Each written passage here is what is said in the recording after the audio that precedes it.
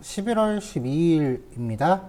네, 어제 모듈이라고 하는 개념에 대해서 소개를 해드렸고요. 그 다음에 우리가 전에 봤었던 그 싱글톤 패턴이라고 하는 형태로 모듈의 그 기본 틀을 잡았어요. 이제 util 헬퍼라고 하는 클래스를 하나 만들어서 이제 쿼리 스트링 파라미터 가져오는 기능을 이제 모듈화 해봤었죠.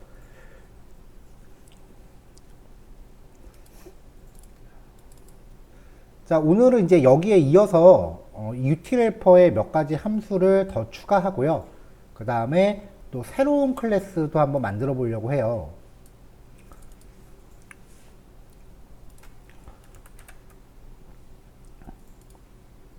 자, 일단 이 util 헬퍼에 들어갈 첫 번째 기능은 쿠키 관련된 기능이에요. 저번에 우리가 데이터 읽기 쓰기에서 쿠키 관련된 기능을 한번 다뤄본 적이 있는데, 이때 쿠키를 다루기 위해서 저장될 내용을 문자열 형식으로 만들어줘야 되거든요. 이게 좀 은근히 좀 귀찮은 게 많아서 이번 예제에서는 그 기능을 함수화 했었어요. 그래서 이렇게 함수를 만들어 놓고 그 기능을 호출하는 식으로 했었는데, 그러면 얘를 클래스에다 넣어 놓으면은 앞으로 이거 관련된 기능을 쓰고 싶을 때는 util 헬퍼 요 파일만 우리가 잘 들고 다니면 된다는 거죠.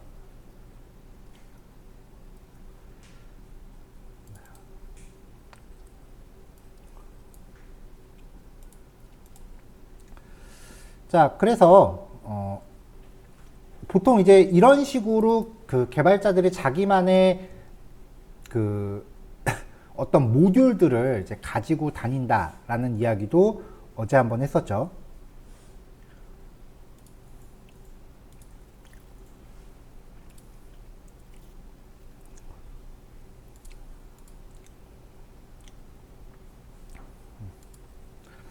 자, 이쯤에서 용어를 좀 정리하고 넘어갈게요. 어떤 이제 재사용 가능한 기능을 별도의 파일로 분리한 거. 별도의 파일로 분리한 거. 이 단위를 이제 모듈이라고 한다고 했죠. 이 모듈이라고 하는 용어는 좀 포괄적인 의미예요.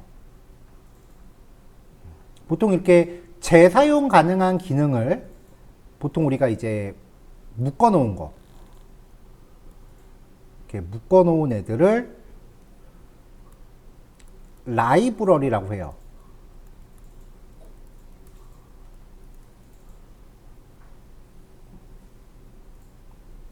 보통 이 라이브러리는 클래스 단위로 제공을 하는데,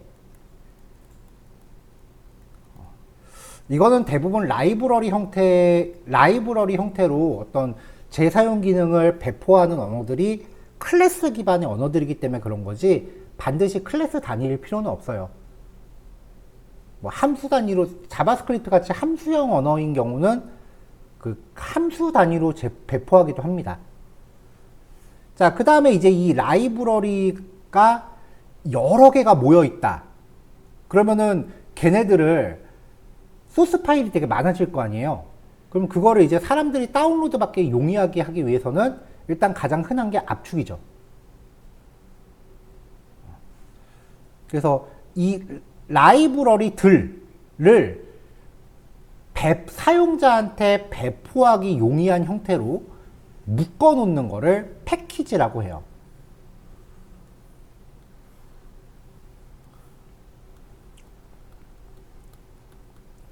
패키지라고 해요. 근데 대부분 자바스크립트 같은 경우는 이 패키지 단위로 배포되는 건 없어요. 진짜 극단적으로 단순하게 얘기하면은 기능 하나를 이 모듈이 그 소스 클래스 하나에 함수가 여러 개 들어있다. 모듈은 그냥 함수 하나. 이거 진짜 극단적으로 얘기하는 거예요. 모듈을 이제 함수 하나라고 가정한다면 이 함수가 여러 개 모여서 라이브러리라는 형태의 클래스 단위로 묶이고, 이 클래스가 여러 개 모여서 패키지란 단위로 묶인다. 이렇게 받아들이셔도 뭐 완전히 맞다고 하긴 뭐하지만 대충 맥락은 통해요. 근데 자바스크립트 같은 경우는 패키지 단위로 배포되는 거는 거의 찾아보기 힘들고요. 이 라이브러리 단위로 배포된다라고 보는 게 맞는데, 자바스크립트에서는 이 라이브러리라는 말을 잘 안 쓰고요. 플러그인이라는 표현을 많이 써요.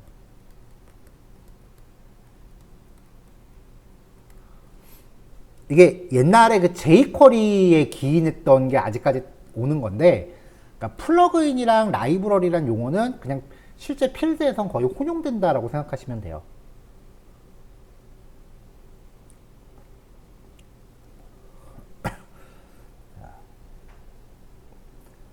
그러니까 이 플러그인이라고 하는 말의 의미나 아니면은 이 모듈이라고 하는 것의 의미가 결과적으로는 어떤 재료를 뜻하는 거거든요. 프로그램을 만들 때 얘가 본체가 될 수는 없지만 그 본체를 작성하는데 어떤 도움을 줄 수 있는 재료 성격의 코드들, 이런 것들을 뭐 모듈 내지는 라이브러리 혹은 플러그인이라고 부른다 라고 하시면 돼요. 지금 우리가 하고 있는 HTML 단에서는 플러그인이라는 말을 더 많이 쓰고요. 나중에 리액트로 넘어가면 라이브러리라는 얘기를 더 많이 해요.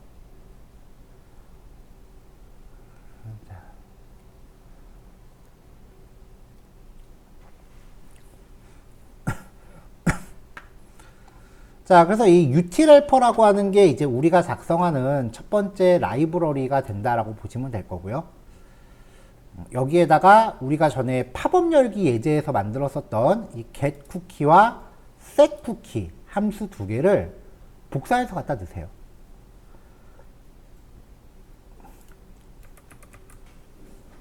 요 예제 할 때부터 일부러 나중에 이거 모듈화 해야지 라고 해서 함수로 묶어 놓은 거거든요.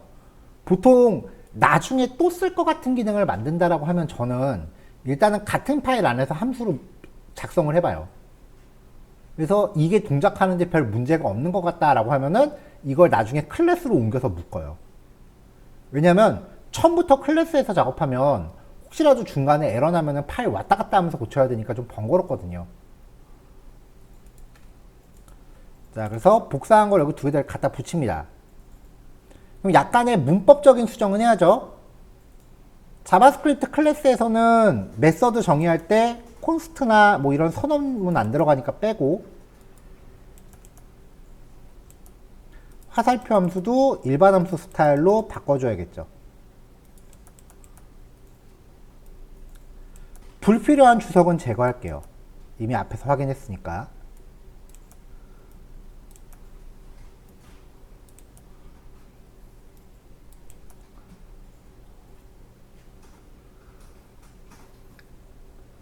자, 이렇게 작성이 됐으면은 이제 주석을 달아줘야죠.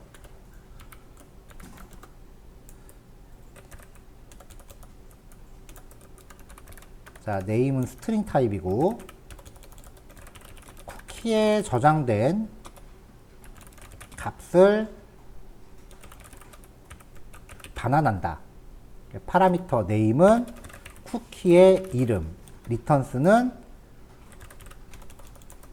쿠키 값.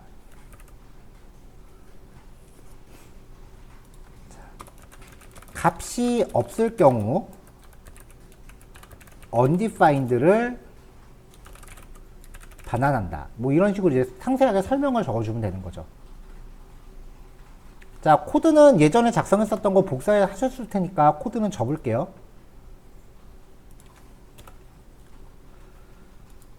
자, 그럼 이제 setCookie. 자, setCookie도 name은 스트링. 자, 그 다음에 value 같은 경우는 문자열이건 숫자건 상관없이 다 저장할 수 있으니까 모든 타입을 다 커버한다는 의미로 별. max age는 number.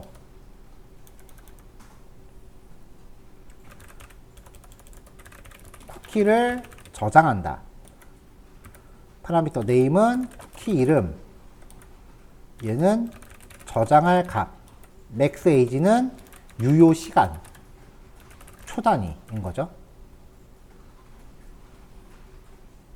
이런 식으로 주석을 달아놓으면 나중에 마우스 올렸을 때 그 기능들이 이렇게 팝업으로 나오니까 기능들 유추하는 게 훨씬 좋다 그랬어요.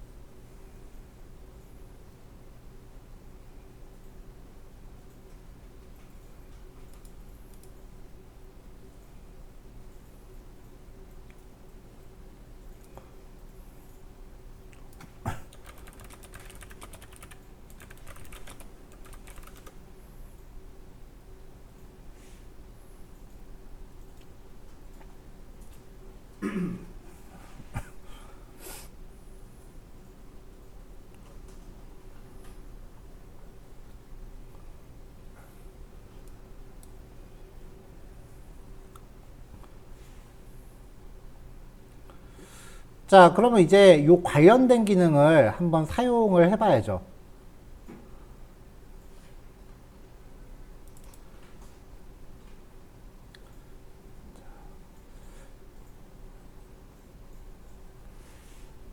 자, HTML 파일 하나 만들고요.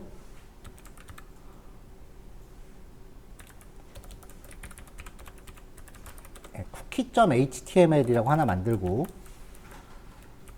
예제를 따로 만들기는 번거로우니까 우리 20단원에서 했었던 1번 파일 코드를 일단 그대로 복구 타세요.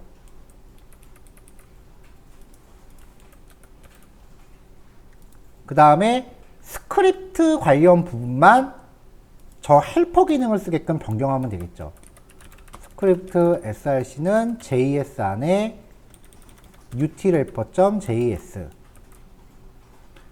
자, 요 스크립트 파일을 가져오는 것만으로 이 안에서 utilhelper라는 객체를 만들고 있으니까 그냥 쓸 수 있다 그랬어요.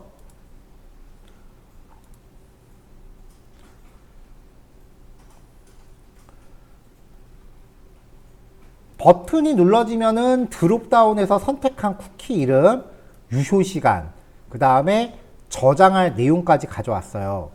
요 세 가지를 사용해서 저장을 하면 되는데, 이 저장하는 부분 코드가 이제 다 필요 없어지고, utilhelper.setCookie 첫 번째 파라미터로 쿠키 이름, 두 번째 파라미터로 쿠키의 내용, 세 번째 파라미터로 쿠키의 시간.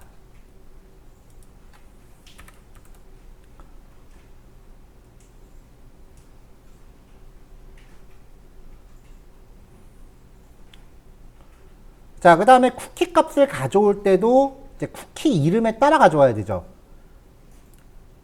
그래서 선택한 쿠키 이름을 먼저 리드 버튼 눌렀을 때 가져오고, 요런 이름에 대응되는 쿠키 값을 가져오면 돼요. 그래서 alert utilhelper.getCookie 가져올 쿠키의 이름은 드롭다운의 선택값이 되는 거죠. 왜냐면은 우리가 쿠키 저장할 때 요거를 쿠키 이름으로 삼기로 했었거든요. name이란 이름으로 저장할지 age란 이름으로 저장할지 드롭다운에 따라서 이름이 바뀌었었으니까 여기서도 그렇게 사용하시면 됩니다. 자, 결과 확인만 한번 해볼게요. 개발자 도구를 열고 테스트 하셔야 돼요. 개발자 도구를 열고 여기 어플리케이션에서 쿠키라는 부분을 선택한 상태에서 네임은 30초 헬로 라고 저장하고 세이브. 자, 그냥은 안 보이니까 한번 화면 나갔다 들어와야 돼요. 저장돼 있고요. 에이지는 1, 2 세이브. 또 나갔다 들어오면 저장돼 있죠. 자, age라는 값을 읽어오겠다라고 하면은 12라는 값이 바로 떨어지는 거고요. name이라는 값을 리드한다라고 하면은 hello라고 떨어지는 거고. 페이지를 새로 고침해도 아직은 남아있는데 유효 시간이 설정되어 있기 때문에 저장된 다음에 30초가 지나가면 자동으로 폐기될 거예요. 네, 하나 날라갔고,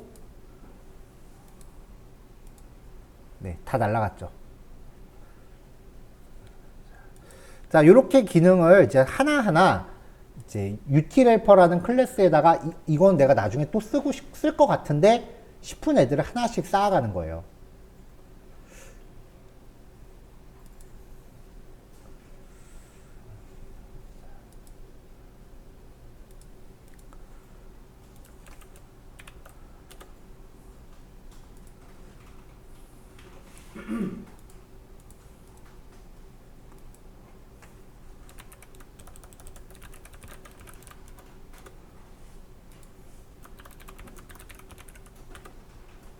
자, utilhelper랑 5번 쿠키.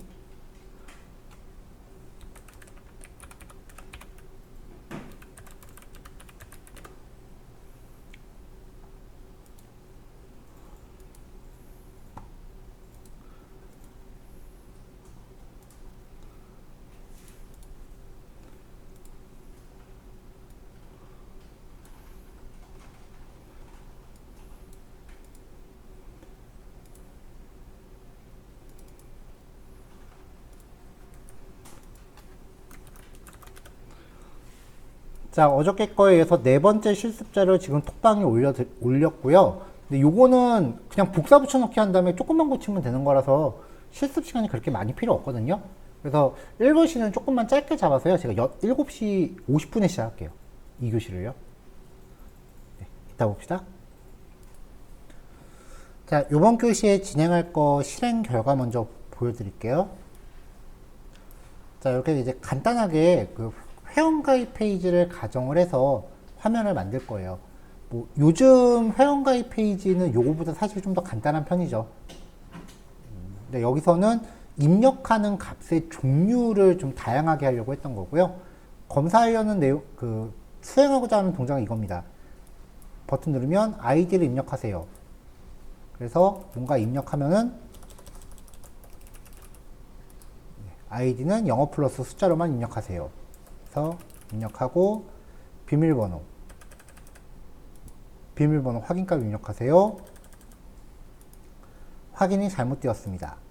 이제 다 지우고 이름 입력하세요.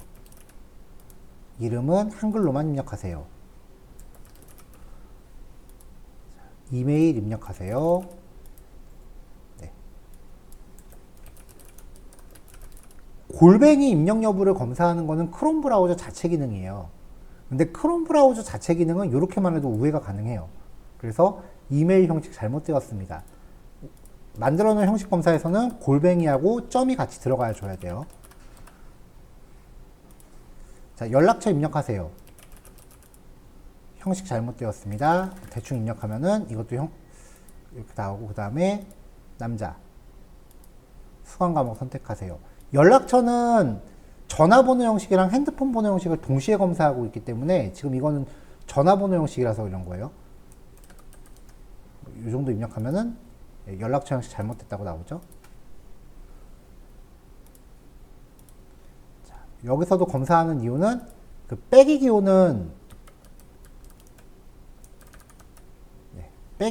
안 넣게 해서 그렇고요. 그 다음에 수강 과목 최소 2개 이상 선택해야 된다. 선택하면은 형식 검사 완료.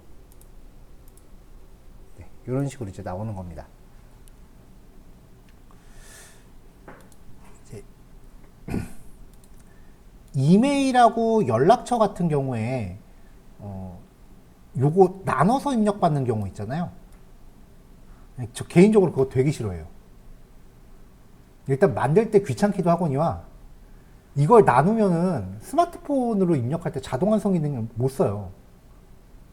스마트폰 같은 경우는 내 핸드폰에 저장되어 있는 계정 정보가 자동으로 입력되는 기능이 있는데 이걸 이렇게 쪼개놓으면 그 기능을 못 써요. 그래서 저 이거 쪼개놓은 거 개인적으로 되게 싫어해요. 연락처도 마찬가지고요. 연락처도 이거 쪼개서 입력받는 경우 있잖아요. 근데 인간적으로 그게 더 귀찮지 않아요? 개인적으로 한 번에 더 입력하는 게 더 좋은데 기획자들이 맨날 그렇게 해놓은지 모르겠어요. 만드는 사람 귀찮겠시리. 자, 뭐 이런 것들을 이제 수행을 합니다. 지금 보여드리는 이런 형식의 검사는 좀 고전적인 방법이에요. 요즘은 메시지 박스로 보여주는 게 아니라 여기 밑에다가 에러 메시지를 바로 출력하게끔 하죠. 사실 근데 그런 스타일은 나중에 우리가 오픈소스 라이브러리 갖다 쓰면 얼마든지 쉽게 구현할 수 있어요.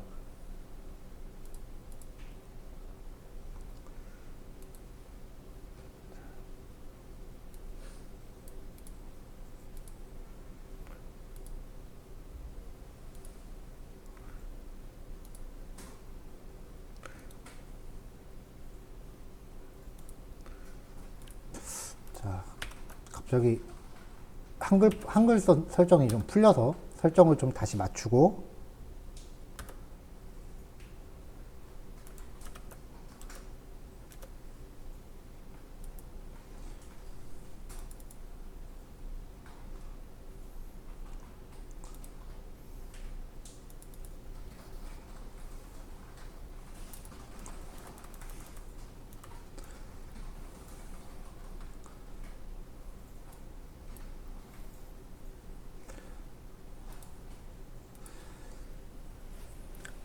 자, 요번에 소개해 드릴 거는 지난달에도 한번 언급은 했었지만 정규 표현식이라고 하는 겁니다.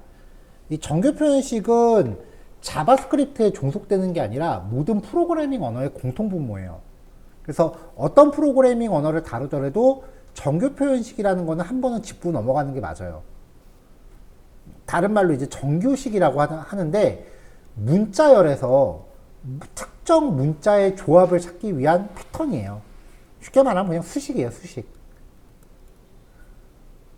그러니까 문자열의 특정 문자 조합, 이것도 말이 좀 어려운데 문자열의 형식을 찾기 위한 패턴 내지는 수식이에요.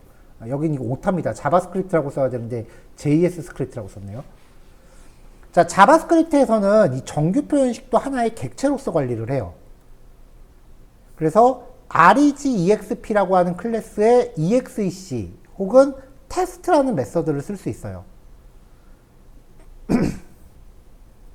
자바스크립트에서 정규 표현식은 두 가지 방법으로 만들 수 있는데 첫 번째는 리터럴 방식이에요. 리터럴이라는 게 뭐냐면은 쉽게 풀이하면 고정값이에요. 이게 무슨 말이냐? 우리가 let k는 100 이렇게 만들면 이 k가 변수잖아요. 이 k에는 우리가 얼마든지 다른 거를 대입할 수 있죠. 이렇게요. 그럼 k의 값이만 바뀌잖아요. 근데 얘는요. 얘는 못 바꾸지. 100이라고 적었는데 죽었다 깨어나도 100인 거잖아요. 얘는 죽었다 깨도 5예요. 이거를 500이라고 보진 않잖아요. 네. 이게 리터럴이에요. 그냥 대놓고 적은 값.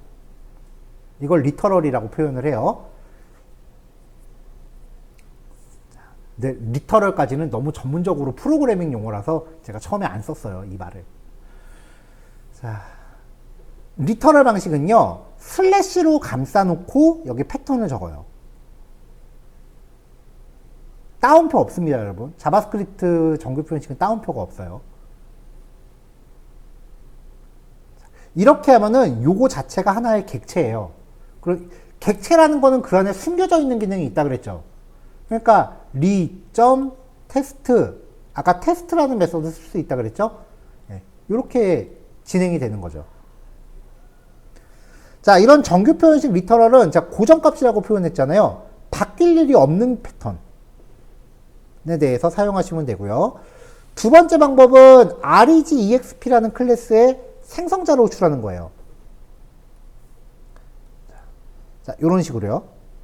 여기도 지금 오타네요. 이때는 따옴표, 슬래시가 아니라 따옴표가 들어갑니다. 조금 이따가 제가 바꿔서 다시 배포할게요. 자, 그럼 이때는 AB 더하기 C 대신에 내가 뭐 K를 더하고 싶다. 이런 식으로 응용이 가능해요.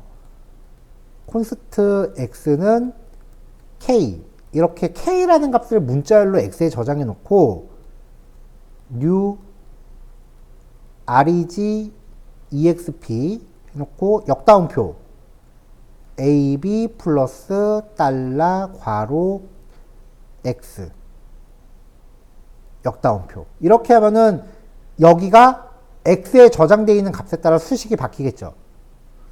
이런 식으로 표현식 자체를 동적으로 만들어야 될 경우에 사용하는데 제 경험상 활용도 5% 미만. 그냥 요거에 일단 올인을 하세요.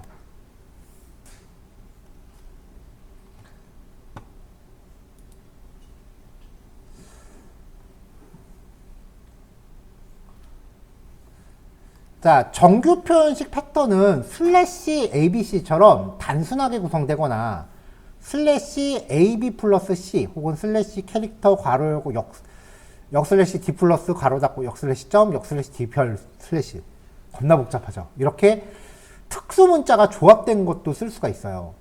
특히 이런 식으로 들어가면 이 괄호 자체가 하나의 기억 장치처럼 쓰여서 이 안에 있는 패턴과 일치한 부분을 나중에 내가 활용할 수도 있어요. 근데 이 정규 표현식이라는 거를 내가 다루는 것 자체가 사실 굉장히 쉬운 일이 아니거든요. 이거 경력 한 4, 5년 된 사람들도 이거 자주 안 쓴 사람들은 어버버버해요. 그래서 정규 표현식을 만든다라고 하면은 사실 이걸 진짜 만들 일이 있다면 이 표현식을 직접 구성하는 거는 사실 제가 봐서는 자기 윤곽이 통뼈라고 자랑하는 거고요. 정규 표현식 생성 사이트라고 하면은 몇 개 좀 웹사이트들이 좀 안내가 되는데 하나 따라 들어가 보면은 네, 이런 식으로 여기서 내가 수식을 작성하면은 뭔가 테스트를 할 수 있는 이런 정규 표현식을 만드는데 도움을 주는 사이트들이 있어요. 여기에서 내가 테스트를 해가면서 수식을 만들어 볼 수가 있긴 한데 사실 이것도 제가 봐선 별 필요 없고요. 정규 표현식이 일반적인 비즈니스형 어플리케이션, 그러니까 웹사이트라든지 우리가 일반적으로 쓰는 앱 같은 거에서는 정규 표현식 쓰는 것들이 거의 패턴이 정해져 있어요. 그래서 저도 옛날부터 그냥 필요할 때마다 누군가 만들어서 인터넷에 다 올려놔요. 그걸 검색해서 메모장을 하나에다가 고이 쌓아놓고 거의 10년 넘게 간직하고 있다고요.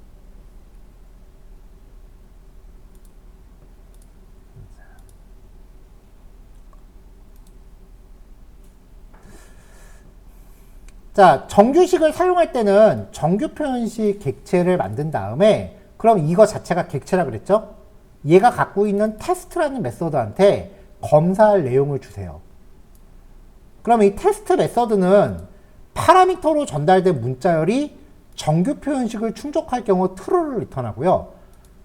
충족하지 않으면 false를 리턴합니다. 그러니까 이거를 역으로 뒤집으면은 충족했다를 뒤집으면은 거짓이 되는 거죠. 그럼 충족 안 했다를 뒤집으면 참이 되잖아요. 그러니까 이 if 문화는 내용이 정규 표현식을 충족하지 않을 경우 실행한다. 이렇게 되는 거죠. 자, 그럼 이제 자주 사용되는 정규 표현식.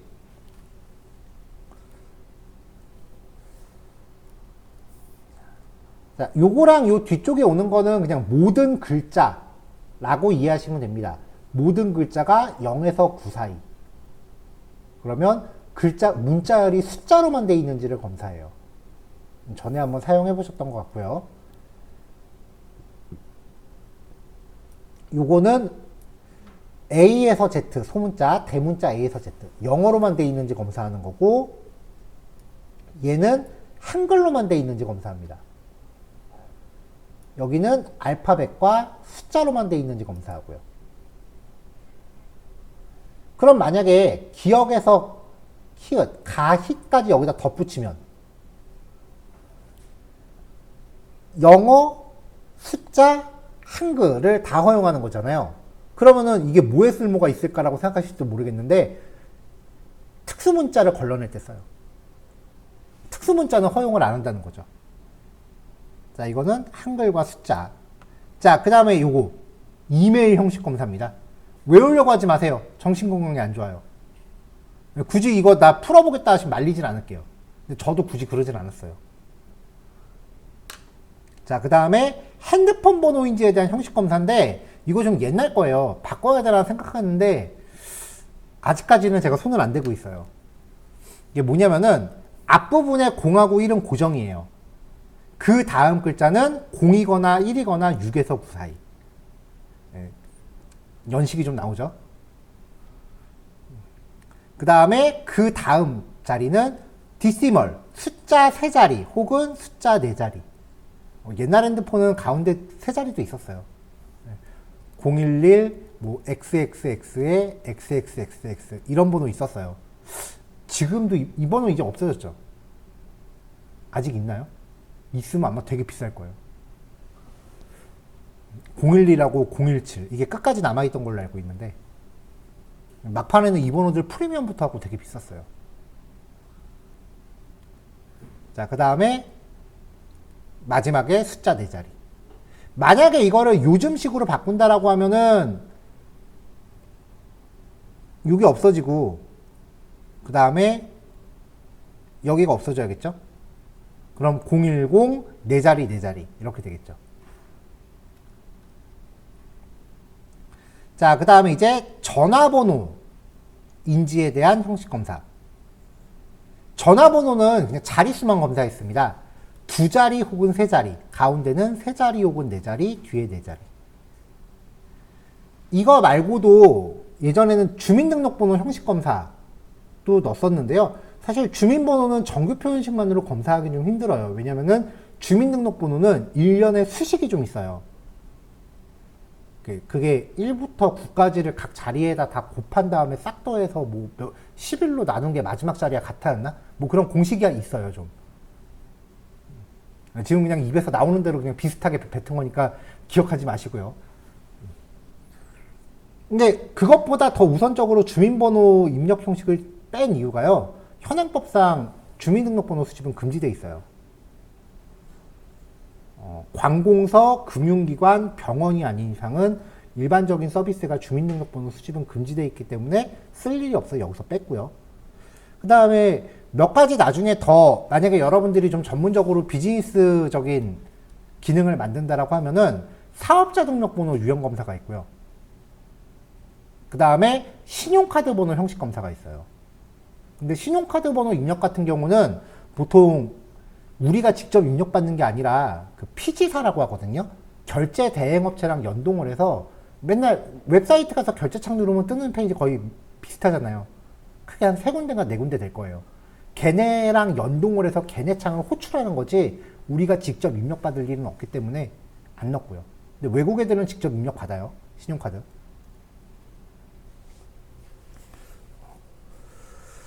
네. 뭐 그런 식으로 이제 여러 가지 유형의 검사가 있는데 지금 말씀드린 것들은 필요하면 서칭하시면 다 나옵니다. 우편번호 형식 검사는 사실 뭐 필요 없고요. 우편번호 형식 검사는 그냥 숫자 5자리면 되거든요.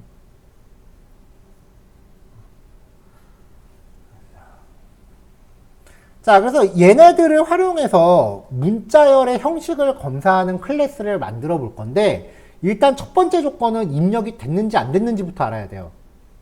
입력이 안 된 상태에서 정규 표현식 검사를 하면 에러가 나거든요. 그러니까 검사할 문자열이 널이면은 정규 표현식 자체가 작동을 잘 안 해요.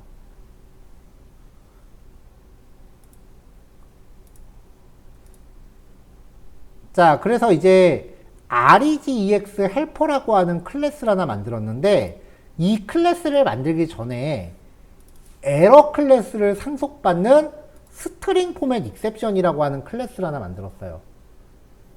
사실 이거는 어떻게 보면은 자바스크립트 스타일이 아닐 수도 있어요.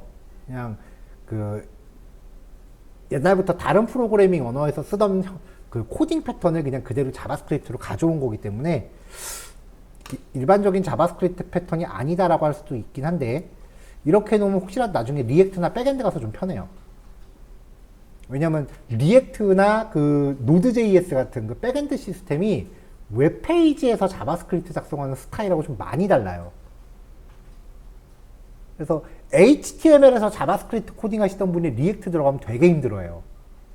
코드 패턴이 완전 달라지니까. 제가 처음 만났을 때 한번 얘기했었는데, 리액트 같은 경우는 전통적인 웹 개발자들이 만든 게 아니라 그 옛날부터 내려오던 그 고전적인 웹 프로그래머들이 참전한 거라 그랬어요. 그래서 그쪽 형식이 더 가깝거든요. 쉽게 말하면 그 옛날부터 그 자바 하던 그런 사람들이 한 거예요. 그래서 요것도 약간 그런 스타일로 좀 나름 흉내를 내본 겁니다. 자, 자바스크립트 안에 에러라고 하는 이름의 모든 상황의 예외를 대표하는 클래스가 있죠. 혹시 자바 하신 분은 익셉션 클래스에 대응되는 거예요. 이 클래스를 상속을 받았는데 이 에러 클래스의 기본 생성자가 에러 메시지를 파라미터로 요구해요. 그러니까 객체를 이 에러 클래스의 객체를 만들 때 이렇게 만들어야 돼요. new error라고 하면서 여기에 에러 메시지 내용을 줘야 돼요.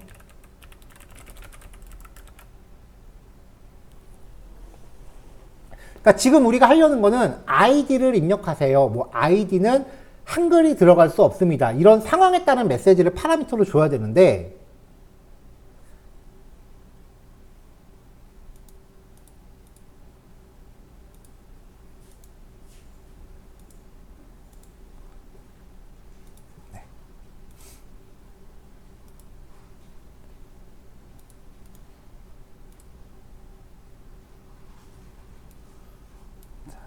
자, 여기서 이제 버튼 딱 누르면 아이디를 입력해서 요거까지는 이제 그 에러 클래스의 생성자로 커버가 된다고요. 근데 확인을 누르면은 여기 입력하세요라고 포커스를 이렇게 줘야 되잖아요. 넣어줘야 되잖아요. 그러니까 포커스가 들어갈 대상까지 한꺼번에 처리하고 싶었거든요. 그랬더니 이 에러 클래스의 기본 생성자 갖다가는 부족한 거예요. 그래서 생성자를 정의하면서 첫 번째로 에러 메시지. 혹시라도 값이 없으면 그냥 잘못된 요청입니다 라고 기본값 때려 박았습니다. 두 번째는 포커스를 집어넣을 대상의 선택자. 이것도 혹시 필요 없을까봐 기본값 undefined 넣습니다. 자, 일단 이 에러 메시지는 얘한테 줘야죠. 그래서 슈퍼를 메서드처럼 쓰면 부모의 생성자였어요. 얘한테 넘겼고요. 그 다음에 자체적으로 슈퍼.name 얘가 갖고 있는 에러 이름에 대해서 스트림 포맷 익셉션이라고 클래스 이름을 줬습니다. 이게 저는 그냥 name 하면 요게 뜰 줄 기대했는데 얘가 뜨더라고요. 자, 그 다음에 선택자 이거를 멤버 변수에 넣었어요. 자, 얘를 바꿀 필요는 없을 것 같아서 세터는 생략했고요. 게터만 넣습니다. 게터 세터 꼭 웬만하면 쌍으로 넣는 게 맞긴 하지만 그렇다고 항상 쌍일 필요는 없어요. 필요한 것만 넣으셔도 돼요. 그래서 셀렉터라고 하면은 this.selector를 리턴하게끔 했고요. 그러니까 여기에다가 샵 유저 id 이런 식으로 선택자를 주면은 걔를 저장하고 있다 리턴하는 거예요. 근데 만드는 김에 메서드를 하나 더 만들었어요. get터예요. 엘리먼트. 만약에 멤버 변수 선택자가 널이 아니면 이 선택자를 사용해서 객체를 만들었어요. 직접. HTML 태그 객체를 만든 거죠. 이게 들어간 순간 이제 이 클래스는 백엔드에서 못 써요. 왜냐면 백엔드는 도큐멘트라는 객체가 없습니다. 이 도큐멘트 객체는 웹브라우저 안에서 실행할 때밖에 못 써요. 자, 선택자가 널이면 undefined return. HTML 태그를 직접 만들어서 리턴하게끔 한 거예요.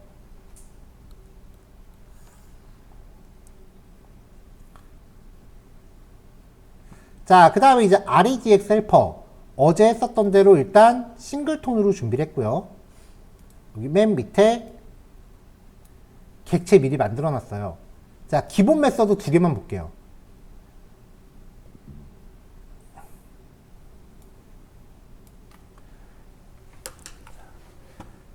자, 객체를 메서드를 쓰는 방법은요.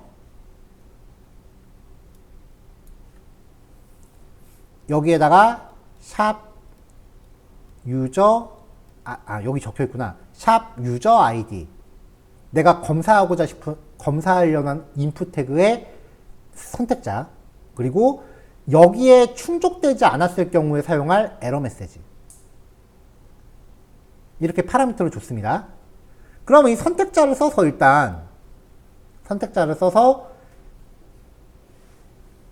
객체를 만들어요. 그 객체 입력값을 취해요. 그럼 얘가 뭔가 있을 거 아니에요. 그쵸? 자, 이렇게 가져온 게 만약에 undefined이거나 저장이 안 됐거나 혹은 널이거나 그 다음에 데이터 타입을 검사했을 때 문자열이고 그리고 가져온 내용의 앞뒤 공백 제거했더니 글자 수가 0이라면 자바스크립트 자체가 그 데이터 타입이라는 거에 대해서 되게 엄격하지 않기 때문에 뭔가 없다라는 걸 검사하는 상황이 되게 많아요. 이게 자바스크립트 말고 좀 프로그래밍 언어, 꼰대급 되는 언어들 쓰시는 분들은 이거 되게 싫어해요. 사실 좀 불편한 건 사실이거든요. 옛날 프로그래밍 언어들은 이런 것들 되게 이거 저거 칼같이 확 끊어내는데 자바스크립트는 여기가 되게 두리뭉실해요. 얘기가. 그래서 그냥 발생할 수 있는 가능성에 대해서 그냥 다 넣는 거예요. 이게 딱 명확히 이게 발생할 거다라는 게 아니라 대충 이런 상황이 발생할 수 있겠구나라는 걸 그냥 다 집어넣는 거예요. 만약에 여기 선택자가 없는 거다. 존재하지도 않는 거다. 그러면은 document.querySelector의 리턴 값은 널일 겁니다. 그러면 널에 대해서 value를 찍었기 때문에 여기서 에러 나요. 그것까지는 커버 안 했어요. 여기 선택자 없는 거를 준 게 잘못이지, 그거는. 근데 만약에 선택자가 있는 거야. 근데 그게 input 태그가 아니라 막 img 태그 같은 걸 넣네?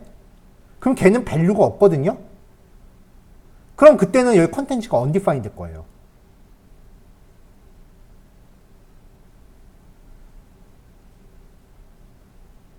근데 자바스크립트가 undefined하고 널의 구분이 좀 애매모호해요. 그래서 undefined 검사할 때 저는 습관적으로 널 여부도 같이 검사를 해요. 물론 이거를 명확하게 딱 구별할 수 있다라고 하면은 그게 더 좋은 거긴 한데, 사실 그게 맞는 거긴 한데, 그렇게까지 깐깐하게 할 필요가 있을까 하는 게 제 생각이긴 해요. 왜냐면 얘네들을 진짜 깐깐하게 구별하고 싶어서, 사람이 구별하는 게 아니라 프로그래밍 언어가 구별하고 싶어서 나온 게 타입스크립트고요. 그러니까 타입스크립트는 변수 하나 만들 때도 이 변수가 문자열인지 숫자인지를 되게 엄격하게 따집니다. 왜냐면 우리는 변수 만들 때 let a 라고 하면 여기에 1을 넣건 a를 넣건 상관없잖아요. 근데 타입스크립트는 여기 뒤에 변수의 종류를 같이 적어요. 그럼 여기다가 이렇게 적으면 에러예요. 이게 꼰대 프로그래밍 언어예요. 옛날 언어들이 다 이래요. 근데 이거 하나 이득을 보자고 타입스크립트는 선행해야 되는 것들이 엄청 많아요. 세팅이 진짜 길어요. 우리 자바스크립트 쓸 때 노드.js 깔고 그 다음에 VS 코드 깔고 그냥 바로 끝냈죠. 근데 타입스크립트는 아마 설치하는 데만 우리 수업으로 치면 하루 종일 걸릴 거예요. 3시간 다 써야 될 거예요. 그래서 제가 타입스크립트 공부는 조금 미루세요라고 했잖아요. 왜냐면 요즘 타입스크립트 퇴출시키자는 얘기도 좀 나오고 있어서. 근데 프로그래머들 입장에서는 요 기능을 포기 못 하겠거든. 아무리 힘들어도 이거는 곧 죽어도 써야겠는 사람들이 있어요. 근데 자바스크립트가 요 기능을 머지않아 추가할 거다라는 얘기가 나오고 있거든요. 만약 그렇게 되면 진짜 타입스크립트 없어질 거예요. 그러니까 타입스크립트 공부는 일단 제가 봐서는 내년 중반까지는 조금 보류하셔도 될 것 같아요. 시장이 어떻게 흘러가는지 좀 봐야 돼요. 근데 만약에 그 안에 취업했다, 그럼 그거는 회사 방침 따르셔야 됩니다. 자바스크립트 공부하면 타입스크립트 별로 안 어려워요. 자, 아무튼 어쨌건 이 예상한 에러 케이스에 걸린다면 여기서 new string format exception을 만들어요. 그리고 아까 전달받은 에러 메시지, 그 다음에 CSS 선택자를 주고 이 에러 객체를 throw라고 하는 메서드한테 던지면 여기를 에러로 인지한다라고 했죠. 근데 정확하게는 여기가 에러기는 한데 이게 연쇄 반응이에요. 프로그래밍의 에러는 한번 throw에서 던지면 그게 연쇄 반응으로 일어나요. 그래서 얘가 포함된 이 밸류 메서드를 호출한데도 에러가 돼요. 도미노처럼 연쇄적으로 발생해요. 그래서 그게 좀 복잡해지면 에러 메시지가 그 연쇄 폭발 반응 때문에 되게 길게 나와요. 에러 메시지 길다고 쫄지 마세요. 그 연쇄 반응 때문에 그래요. 맨 밑에 거만 보시면 돼요. 맨 첫 줄하고 맨 밑에 줄하고. 자, 그럼 이제 요 메서드 하나만 놓고 어떻게 쓰는 건지 좀 얘기 좀 해보고 잠깐 끊었다 갈게요.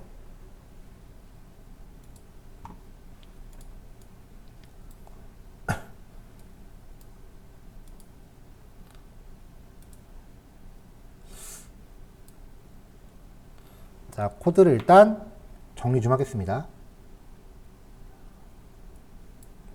자, 이렇게 하나만 남겨놓죠.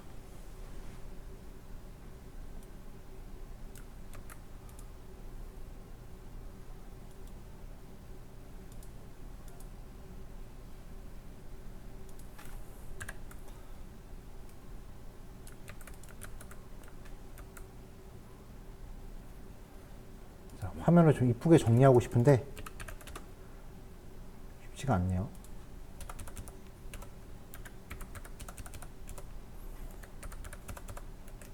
자, 지금 다른 쪽 모니터에서 코드를 조금 정리하고 있어요. 프로그램 창을 2개 띄워서 설명을 하려고요. 이게 코드 흐름이 처음 보시는 분들은 좀 복잡하게 느껴질 수 있어요.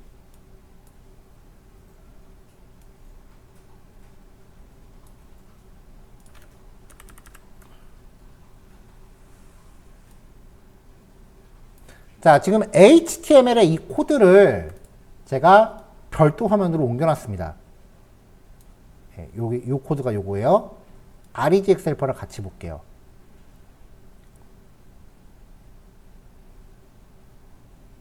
자, 요만큼 코드 잠깐 덜어낼게요. 한 화면에 코드들이 좀 들어가야 되니까.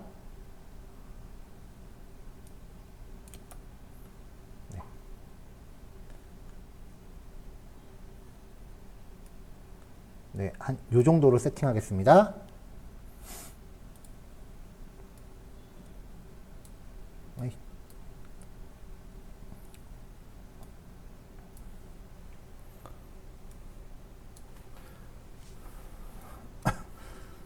자, HTML에서 회원가입 버튼을 눌렀어요. 그럼 일단 얘가 발동을 해요. 여기서 regx helper.value한테 샵 유저 아이디와 아이디를 입력하세요를 전달을 했죠. 그래서 요로 샵 유저 아이디가 온 거고 아이디를 입력하세요가 일로 온 거예요.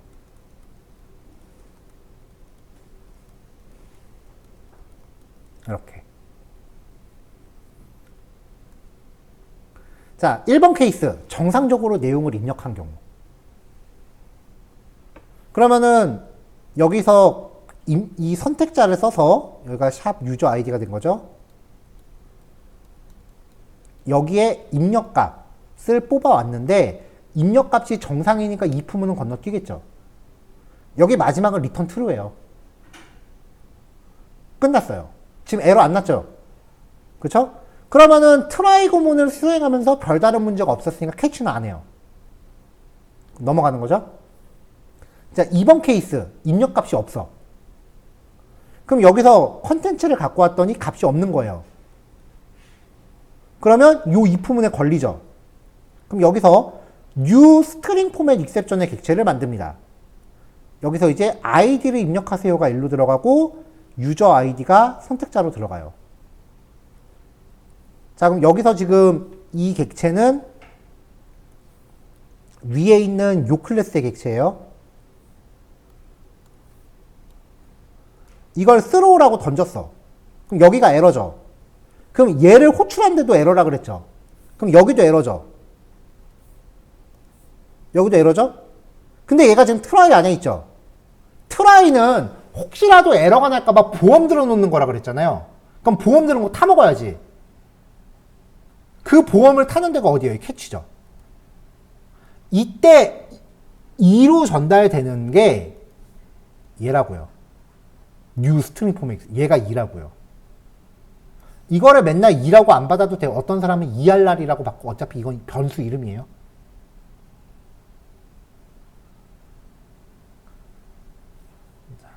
그러면 이제 여기서 이 2라는 객체가 갖고 있는 2점 메시지라는 값을 alert, 메시지 창으로 뿌린 거예요. 그럼 2점 메시지는 뭐냐?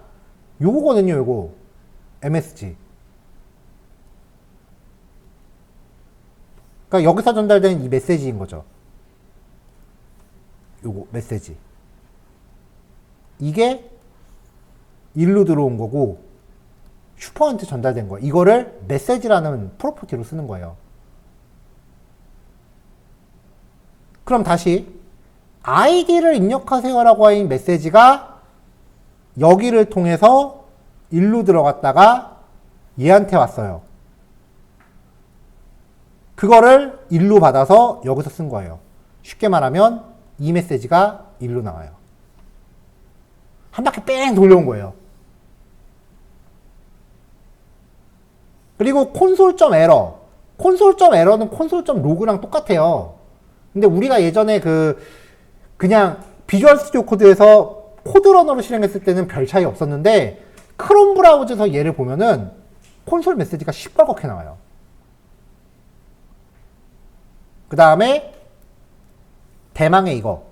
요 에러 클래스를 왜 만들었냐면은 지금 선택자를 받아서 선택자가 여기로 들어와서 에러한테 넘겼죠. 그럼 이게 위에서 이렇게 들어와서 그걸 사용해서 지금 get element라는 메서드를 만들었잖아요. 이 메서드는 document.querySelector 요거를 리턴하는 애예요. 그러니까 여기서 말하는 2.element가 뭐예요? 요거에 대한 객체가 되는 거죠. 그래서 요 객체한테 입력값 날려버리고 포커스 강제로 줘라. 이렇게 짜놓으면은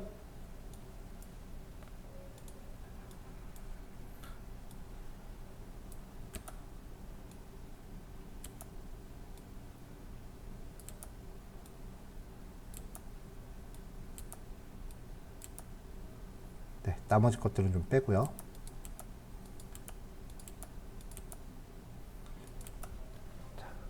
자, 이런 식으로 패턴을 만들어 놓으면은 요 선택자의 값이 없으면 메시지 박스 뿌리고 아래 캐치에 의해서 입력값 지우고 포커스 넣어주는 게 다 쭈루룩 처리되는 거죠. 사실 이 코드 패턴이 자바스크립트스럽진 않아요. 왜냐면 자바스크립트는 전에도 제가 보여드렸지만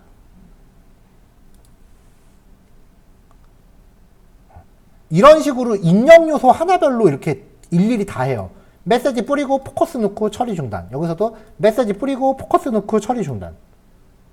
이 코드가 입력하는 항목 개수만큼 들어가요. 이걸 짜기가 너무 싫어서 그냥 캐치 블럭에서 일괄 처리하려고 만든 코드예요. 이 코드는 수업용 코드가 아니라 진짜 제 코드예요. 제가 일할 때 쓰는 코드예요, 그냥.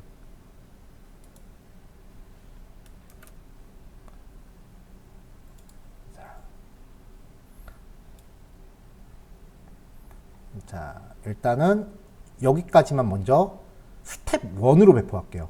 왜냐면 이거 한꺼번에 다 보면은 좀 부담스러울 수 있으니까.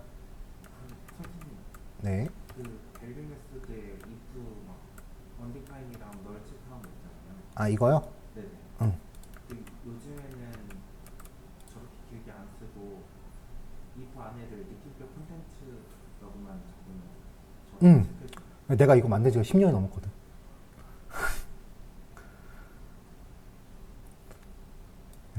나중에 가면 이해할 거예요. 멀쩡히 잘 도는 거 딱히 손대고 싶지 않아.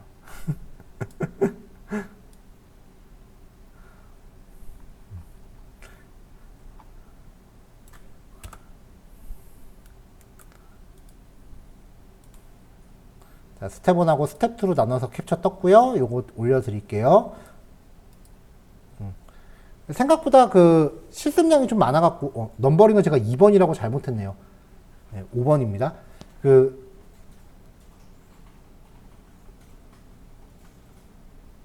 이 프론트엔드 수업이 제가 처음에 개강할 때도 말씀드렸던 것 같은데, 조금 이제 애매한 것 중에 하나가 뭐냐면은, 이제 퍼블리싱을 하시거나 아니면은 코딩 자체가 처음이신 분들이 들어오시기도 하고요. 그 다음에 기존의 전통적인 프로그래밍 언어를 다루다가 자바스크립트가 워낙 핫하니까 오시는 경우도 있고요. 그래서 기본 실력 편차가 좀 커요. 이 수업 자체가. 그래서 보통은 제가 처음 시작하시는 분들한테 맞춰서 내용을 이제 구성을 하는데, 무슨 헬퍼라고 들어가는 이 코드들은 아까도 말씀드렸다시피 이게 수업용 코드가 아니라 제가 진짜 개발 업무에 쓰는 코드의 일부예요. 그러다 보니까 이 코드를 내가 직접 이런 거를 만들겠다라고 하면은 사실 당장은 힘들 거예요. 근데 제가 아까 코드가 어떻게 흘러가는지 막 이렇게 그려가면서 보여드렸잖아요.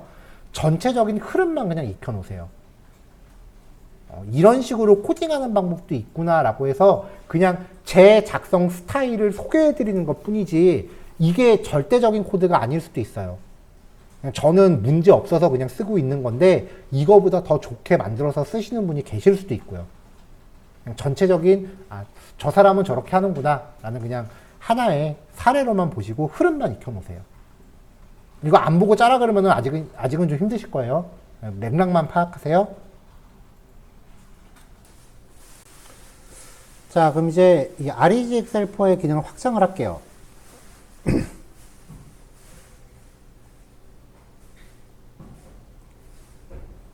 되게 많죠? 자, 일단은 정규 표현식 없이 순수 자바스크립트만으로 이제 구현할 수 있는 기능들을 몇 개 더 넣었어요. 처음에는 max length, 입력된 그 글자 수를 체크하는 기능이에요. 사실 이거는 HTML 태그의 그 max length, 요 속성 주면 해결되기는 해요. 왜냐면 이거 주면 그 글자 수 이상 입력을 못하니까. 근데 텍스트 에리어 같은 경우는 좀 필요한 경우가 좀 덜어 있어요. 자, 선택자 주고요. 그 다음에 제약을 걸고 싶은 글자 수, 그리고 에러가 발생했을 때 메시지를 지정합니다. 자, 일단 this.value, 아까 앞에서 만들었었던 입력값 여부를 먼저 호출을 해요. 그러면 이제 입력이 안 됐다라고 하면 여기서 에러가 나니까 연쇄 반응으로 얘를 호출한 여기도 에러가 발생한다 그랬죠? 그럼 얘를 호출한 데서 또 에러가 날 거예요. 이 맥스랭스를 호출한 위치에서도. 여기서 에러가 발생하면 여기는 실행조차 못해요. 그러니까 중간에 흐름이 끊기는 거죠. 그래서 입력값 여부를 먼저 검사를 해주고 그 다음에 선택자를 통해서 값을 가져와서 가져온 컨텐츠에 공백 제거했을 때 길이가 글자 수죠. 내가 지정한 글자 수보다 크다면, 만약에 최대 5자까지 제한하고 싶다 그러면 여기를 5로 주시면 돼요. 그러면 글자 수가 5보다 크다면 또 에러가 나는 거죠. 그렇지 않으면 true return.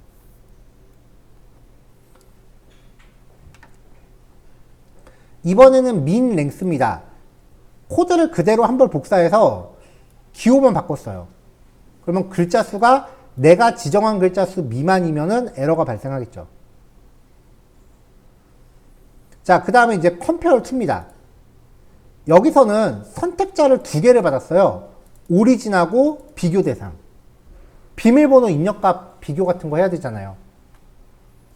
그래서 일단은 두 개가 모두 값이 정상적으로 입력됐는지 확인을 하고요. 그 다음에 첫 번째 선택자를 써서 입력값 공백 제거해서 가져오고 두 번째 선택자 써서 입력값 가져와요. 이 두 개의 내용이 다르다면 에러 발생.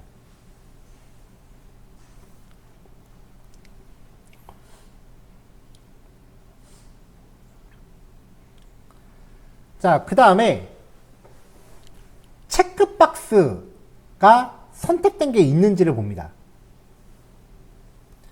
자, 체크박스나 라디오 버튼을 가리키는 선택자를 가져와요. 체크박스나 라디오 버튼은 배열처럼 취급된다 그랬죠? 그래서 쿼리 셀렉터 올이에요.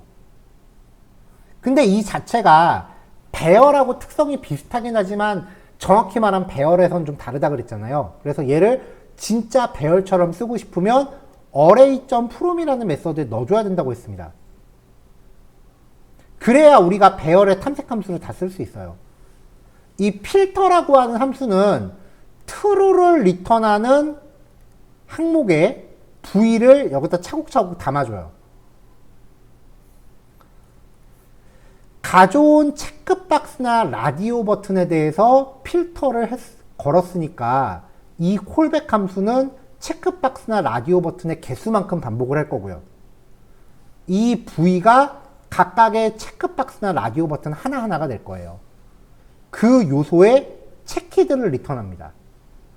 얘는 선택됐으면 true, 선택 안 됐으면 false잖아요.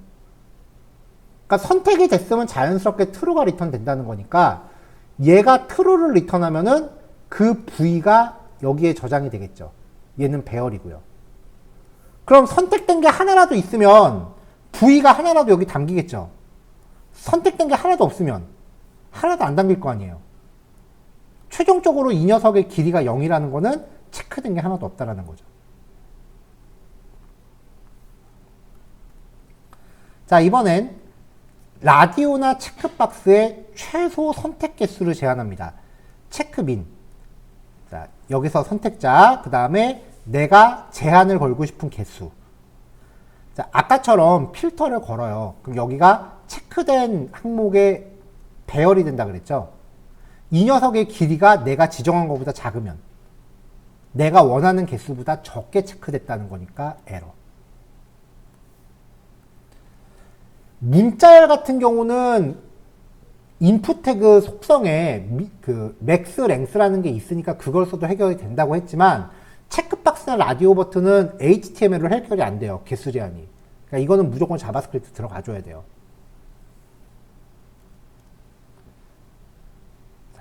코드 그대로 한번 복사해서 체크된 게 내가 지정한 개수를 초과하는지를 봅니다.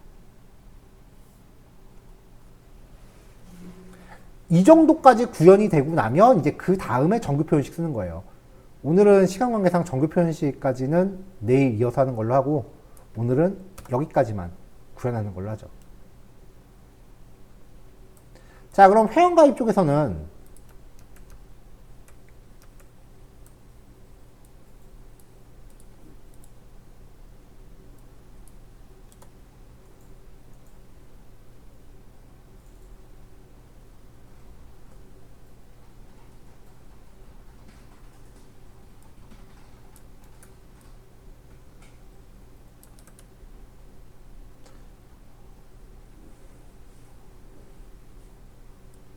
정규 표현식 쓰는 기능만 제거할게요.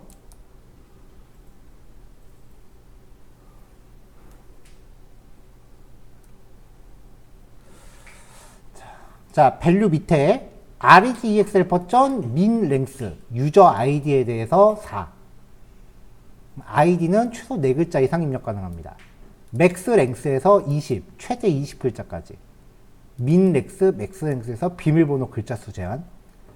비밀번호 확인은 굳이 글자수 제한할 필요가 없어요. 왜냐면 얘는 무조건 앞에 거랑 입력값이 똑같아야 되니까 자연스럽게 제한되겠죠. 자, 그 다음에 이름에 대해서 최소 글자 수, 최대 글자 수. 이메일 입력 여부, 연락처 연락 여부, 요거는 아까 했고, 체크. 인풋 태그인데 네임 속성이 젠더인 항목에 대해서 체크 여부 검사. 그 다음에 인풋 태그인데 네임 속성이 서브젝트인 항목에 대해서 체크 여부 검사. 최소 선택 개수. 그 다음에 체크 맥스. 최대 선택 개수.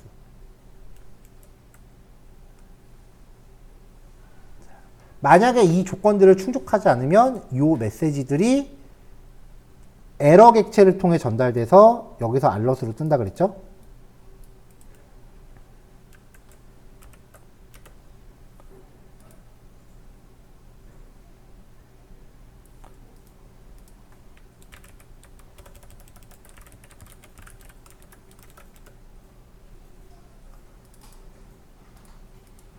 자, 그래서 얘는 회원가입 스텝 2.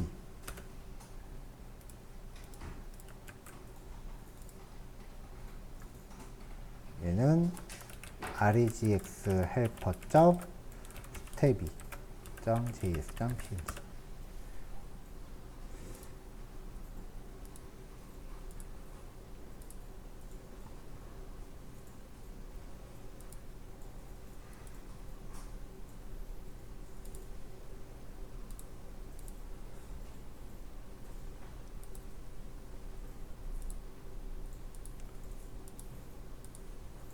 자, 단톡방에 올릴게요.